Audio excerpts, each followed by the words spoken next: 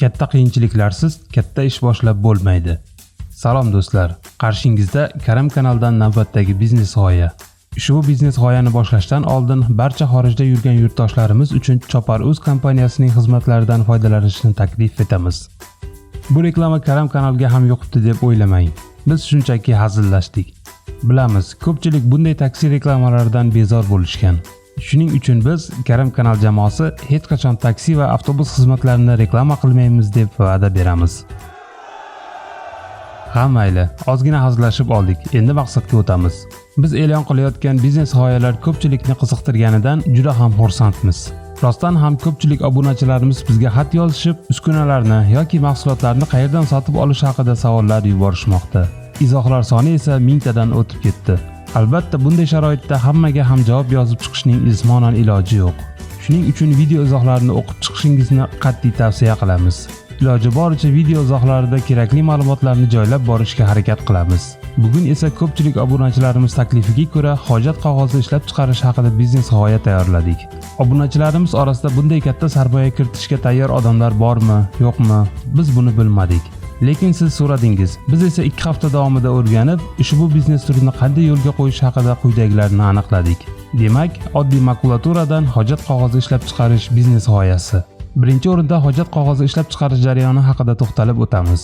Buning uchun bizga xomashyo sifatida makulatura kerak bo'ladi. Avval sotib olingan makulaturani maydalab, keyin uni suv yordamida tolalarga ajratiladigan uskunaga solamiz. Ushbu uskunada maydalangan makulatura suv bilan aralashib, yana bir marta maydalanib, tolalarga ajralib ketadi va oddiy suyuq loyga o'xshaydigan qorishmaga aylanadi. Bu qorishma qog'oz massasi deb ataladi.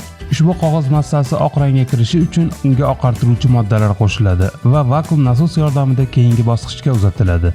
Bu bosqichda suyuq qog'oz massasi siqiladi va natijada ortiqcha suvdan tozalanadi. Quyuq holga kelgan qog'oz massasi keyingi bosqichdagi qizib turgan barabanga uzatiladi. Ushbu baraban qog'oz massasidan 65% namlikni bog'lantirib yuboradi. Bog'langan qog'oz massasi qizitilgan transportyor orqali keyingi barabanga yo'l oladi. Navbatdagi baraban qog'oz massasini tekislaydi yoki oddiy tushuntirganda dazmollaydi. Qog'oz massasi dazmollash jarayonidan xira qog'ozga o'xshab chiqadi. Hozircha ushbu qog'ozning ikkala tarafi ham silliq. Hojat qog'ozi o'z vazifasini yaxshiroq bajarishi uchun uning sirtini relieflash kerak. Buning uchun ushbu qog'oz rulonini keyingi bosqichga uzatamiz. Ushbu bosqichda qog'oz relieflangan baraban orqali o'tadi va qo'pol qilib aytganda g'adir-budir sirtga ega bo'ladi. Keyin u rulon o'raydigan boshqa barabanga o'riladi.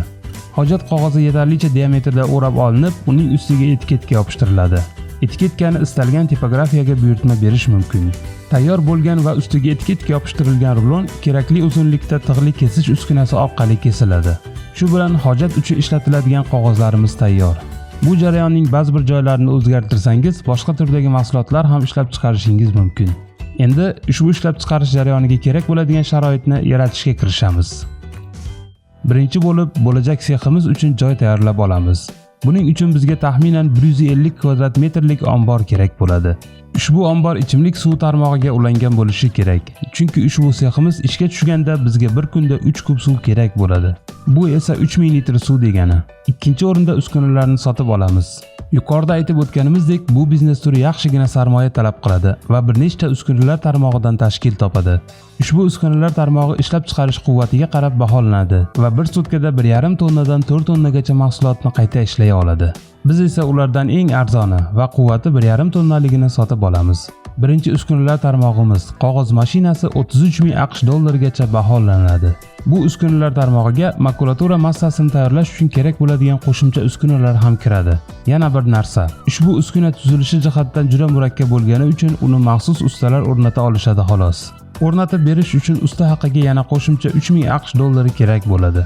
Ikkinchi uskuna rulon o'raydigan uskuna. Bu uskuna ham 1 soatda 100 kilogramm rulon o'ray oladi. Shuning uchun narxi 6000 AQSh dollariga baholanadi. Uchinchi uskunamiz rulonlarni kesish uskunasi va ushbu uskuna 2,5 AQSh dollari atrofida turadi. Bundan tashqari, ushbu uskunalar juda ham katta elektr energiyasi sarflashadi. Ishlab chiqarilgan mahsulot tan narxi arzonroq bo'lishi uchun ba'zi bir uskunalarni oddiy par yoki bug' yordamida ishga tushirish mumkin. Bu esa elektr energiyasini tejaydi.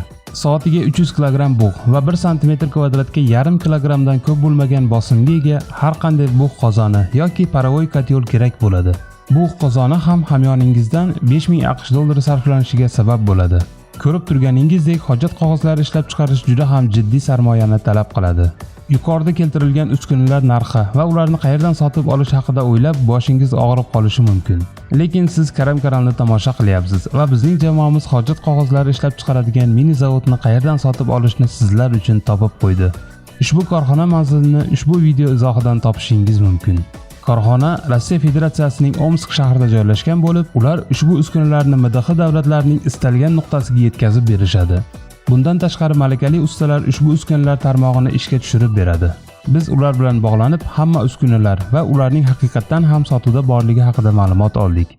Ushbu mini zavodni o'rnatish jarayoni ancha murakkab masala va bu ishda malakali ustalar ixtiyoriga bitta payvandchi yoki svarshik, ikkita chilangar yoki slesar va bitta elektrik yollashingiz kerak bo'ladi. Demak, bu yordamda ishlaydigan sutkasiga 1,5 tonna makulaturani qayta ishlaydigan mini zavod 33,000 AQSh dollari atrofida sotiladi. Endi elektr ta'minoti masalasiga keldik. Bu yordamda ishlaydigan mini zavod 1 soatda 120 kW elektr energiyasi sarflaydi. Bir kunda 24 soat va bir oyda 30 kun ishlangan taqdirda oyiga 86,400 kW elektr energiyasi ishlatiladi. Bu esa oyiga 1,5 dollar degani. Sovuq suv ta'minoti esa bir kunda 3 kub, bir oyda esa 90 kubni tashkil etadi. 90 kub sovuq suv taxminan 10 dollar atrofida baholanadi. 150 kvadrat metrlik ombor uchun oyiga 200 dollar atrofida ijara puli kerak bo'ladi. Ushbu mini zavod uchun 4 ta ishchi yollashga to'g'ri keladi. Ularga 200 dollardan oylik berilganda ham oyiga 800 dollar oylik to'lanadi. Hojat qog'ozlari ishlab chiqarish uchun mas'uliyat cheklangan jamiyat, ya'ni MChJ ochish maqsadga muvofiq va MChJ bir kvartalda topgan sof foydaning 20% miqdorida soliq to'laydi. Mini zavod ishga tushgunicha kiritiladigan sarmoyani taxminan hisoblaganda 45-50 ming AQSh dollariga borib taqaladi. Bu esa ikkita Captiva mashinasi narxiga teng. Mana shunaqa gaplar. Hojat qog'ozlari ishlab chiqarish mini zavodi uchun asosiy xarajatlar shulardan iborat. Shuncha sarmoya kiritishni o'ylab hafsalamizni pir qilmaymiz-da, o'zimizga yoqadigan mavzuga to'xtalib o'tamiz. Bu foydani hisoblash. 1 kilogramm makulatura narxini 15 sent belgilaymiz. Bir oyda bizga 45 tonna makulatura kerak bo'ladi. Bu esa 6750 dollar degani. 1 tonna makulaturadan 9500 ta va 45 tonnadan 400 ming atrofida hojat qog'ozi ishlab chiqarsa bo'ladi. Hojat qog'ozini ulgurji narxda 3,5 sentdan sotsangiz, bir oyda 14 ming AQSh dollar atrofida tushumga ega bo'lasiz. Lekin bu sof foyda emas. Kommunal to'lovlar uchun 1600 dollar, bug' chiqaradigan qozon uchun oyiga 750 dollarlik ko'mir, ishchilar oyligi uchun 800 dollar, ombor ijarasi uchun 200 dollar, soliqlar va pensiya jamg'armasi uchun 750 dollar va har oyda 45 tonna makulatura uchun 6750 dollarni qo'shamiz va jami 10850 dollar bo'ladi. Har oylik tushum 14 ming AQSh dollaridan har oylik sarf xarajat 10850 AQSh dollarini ayirib tashlaymiz va natijada 3150 AQSh dollar atrofida sof foyda qoladi.